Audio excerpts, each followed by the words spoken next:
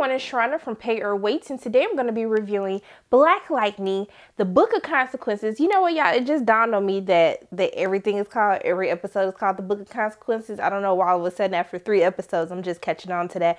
But yeah, Black Lightning, Season 2, the Book of Consequences, Chapter 3, Master Lowry, okay? So we see that the beginning of the episode opens up. We see this girl, she's basically having some, I don't know, do you call it overdosing? Not overdose. She's just having a bad reaction to the green light. So we see that her eyes are glowing. So we know that it's giving her meta powers.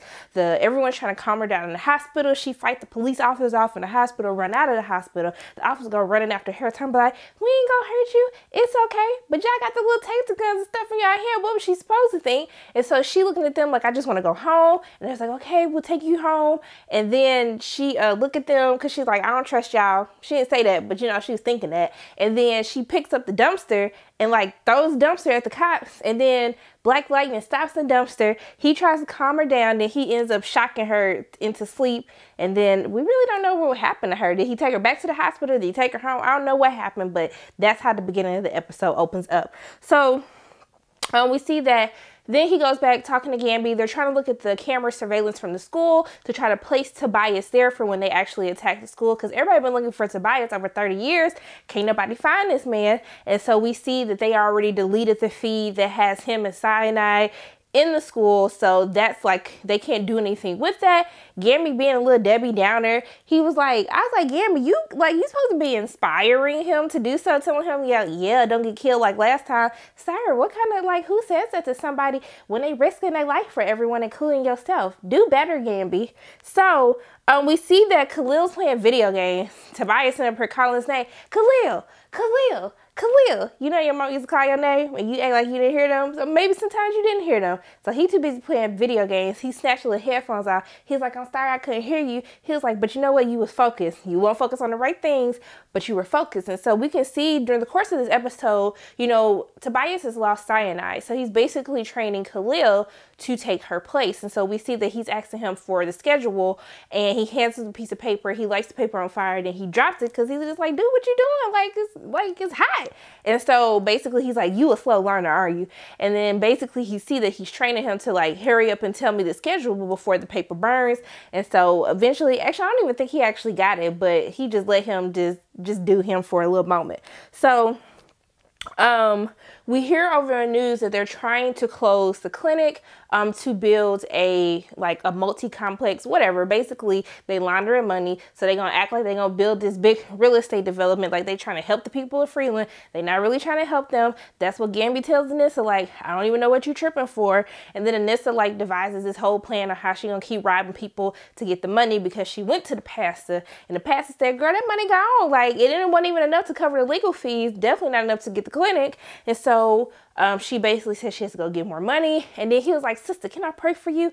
I said, sir, how you gonna pray for this girl to go break the law? Didn't it say thou shalt not steal? And you sitting up here praying for her that she breaking one of the 10 commandments. So he prayed for her. And then talking about, you know, we know that you work in mysterious ways, Lord. I said, sir, I don't think that's what the prayer's supposed to be about. I mean, you could pray for protection to cover her or something.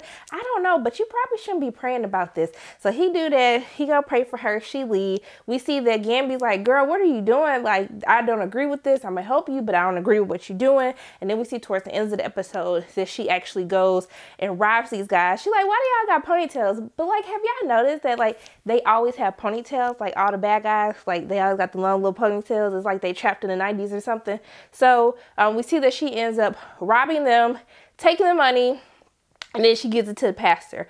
Also, too, Jennifer finds out that Anissa is dating Zoe, which is her little pop rich girlfriend, okay? But then she tells her like, no, Zoe like cotton candy and you need some soul food, girl. So she telling her like, you know, because in 3 years you're gonna be like ugly and oh, I said, girl, 3 years? It's like, she ain't gonna age. Like, what you talking about? In 3 years, she gonna be old and ain't nobody gonna want her. So they having this conversation back and forth, which is cute because we see Jennifer start to call her Harriet again. This like thing is like getting on my neck right now. So we see her calling her Harriet again, and we also see that Jennifer's been trying to control her power. She like kind of zaps her for a little bit, And then she's trying to figure out how she can get her powers to work so her parents can basically release her back into the world, because they're like basically holding her hostage at this point. And so we see that Anissa goes to apologize to Grace. And I was like, Anissa, you've been looking real good, girl. I see you. You got all little boo things. Okay, go ahead, girl. So she go to talk to Grace and then tell her, I'm sorry, girl. You know, but we wasn't together, so I can talk to who I want to talk to. And you probably, girl, you fine like a summertime wine, so you was probably talking to somebody too. And then she had a little smile like, I got boobs too. You ain't the only one, girl. She didn't say all of that, but she should have said it like that, but she didn't say it like that. I'm just being extra.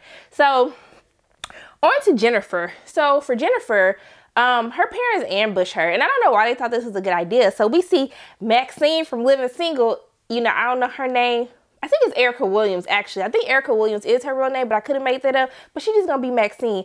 So basically, Jennifer's taking a walk outside. I was like, oh, your parents let you walk outside? I should have known it was a trap just by them letting her walk outside by herself. So she's walking, and then she passes her, and then she's looking like, do I know you? And then she was like, Jennifer. And she's like, how you know my name? So then she like grabs her hand and they go into this little other world. And I'm like, what? And she like, huh?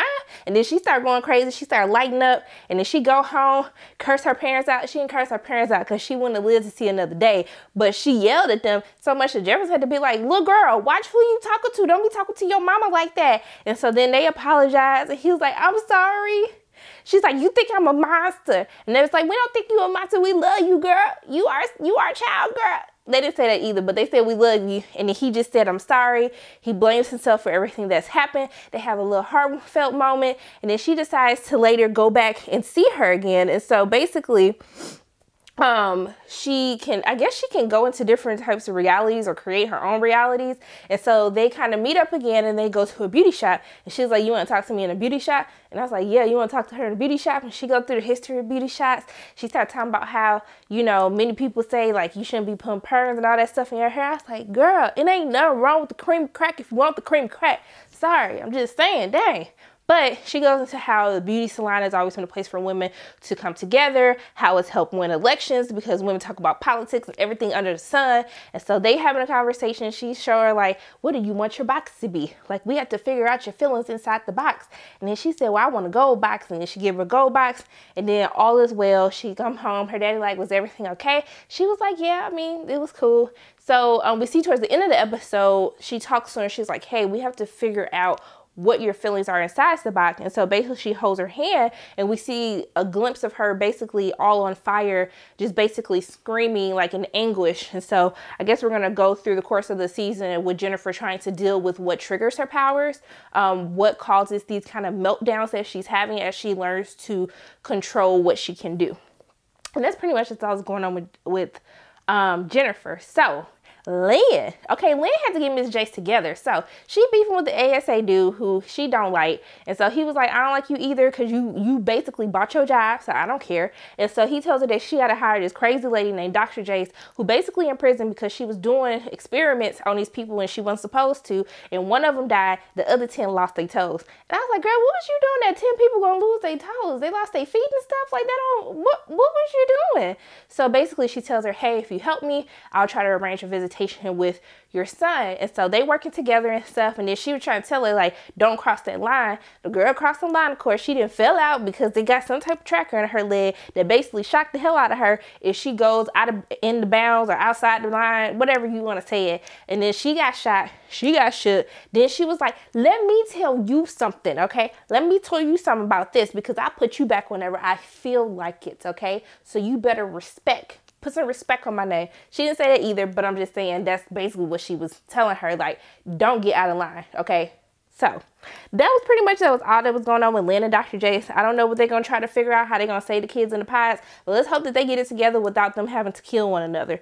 So Jefferson basically had to step down. We saw at the end of last week's episode that he stepped down, and then they got a new principal, a white principal, Mike Larry. Sorry, I can't help it. I just keep saying it like that. Then this old dude from the game. I was like, what? This old dude from the game? Like, this crazy. And so he was rude as hell, basically saying like, well, since I ain't got my office back, like, get your stuff out of my office. He was rude. He was like, why you got the metal detectors up in here? And he was just like, obviously we need them because, you know, you weren't doing stuff right. That's why you're not principal no more. And I was like, ooh, like, I hope you put him back in his place, okay?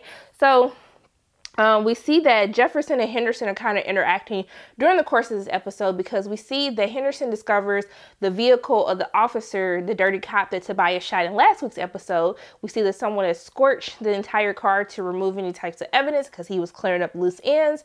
And so basically he's launching an investigation. He goes to Jefferson and say, hey, we need Black Lightning to go interrogate this guy who's afraid to talk. He goes to interrogate him.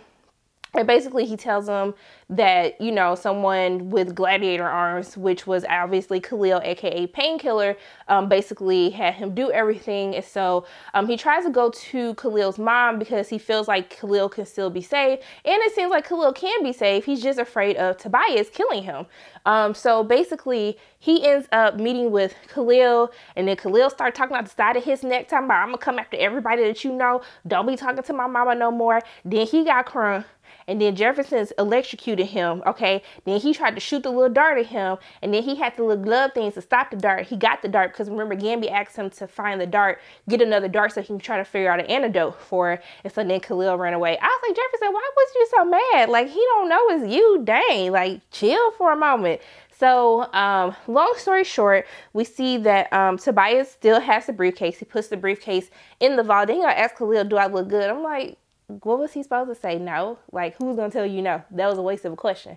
So we see he goes to some crypt that says well, and I don't know who's in it. It's supposed to be his body that's in it. Is it Sinai's body that's in it? Who's in the little crypt thing? Y'all tell me in the comment section below if you already know who's in it. So then we see the police come in. Henderson read him his rights. They arrest him. And I was like, dang, he really let them arrest him real easily. So I feel like this is a part of Tobias's plan. So he goes and talks to Henderson and tells Henderson, hey, I got him. And then Jefferson looking like, how the hell you get him? I can't even get him. I was thinking the same thing. And so then basically the episode just go off. So I'm more interested in Jennifer's journey and finding her powers. I want to know what Tobias is up to, why he just let them all willy-nilly take him into custody, because obviously this has to be a part of a larger plan. And who was the one that tipped him off that that's where he was going to be? Was it Khalil? Is it somebody else? Like, what was going on with that as well for Henderson to know where he was going at that time? I'm trying to think. I'm trying to check my notes. I think that's pretty much it, y'all. I think that's it. Those are my thoughts on Black Lightning Season 2, Chapter 3, The Book of Consequences, Master Lowry, okay? As always, my name is Sharonda from Para Waits, and if you like what you saw today, make sure you hit the like button, hit subscribe, share this video with your friends, and make sure you hit that notification bell, and I will see you soon.